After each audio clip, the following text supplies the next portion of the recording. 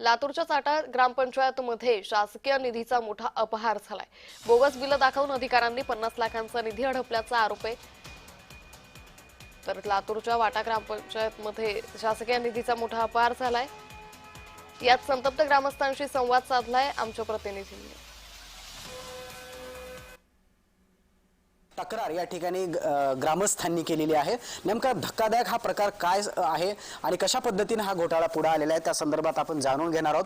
माझ्यासोबत या ठिकाणी काही ग्रामपंचायतचे ग्रामस्थ या ठिकाणी आहेत।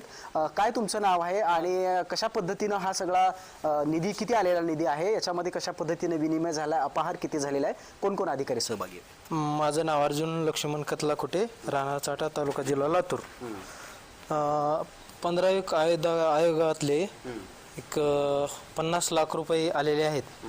तरी त्या कर्मचाऱ्यांनी आत्ताचे सरपंच चालू उपसरपंच अनंत मनोहर गरकड व गोविंद महाके ग्रामसेवक और विस्तार अधिकारी या साहेबांना माहिती देत असताना देखील त्यांनी तक्रार नोंदवली नाही आणि ह्या पैशाचं काहीही गावात काम झालेलं नाही। आणि जवळपास बारीक बारीक कामं दाखवून प्रशासकीय खर्च दाखवून 15 ते 20 हजार रुपये असा काय प्रशासकीय आमच्या चाटा ग्रामपंचायतचा खर्च आहे।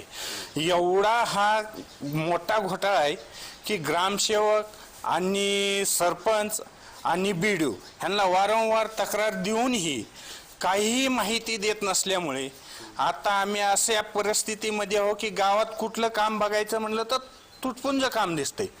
अजय गुडके, जय महाराष्ट्र न्यूज, लातूर।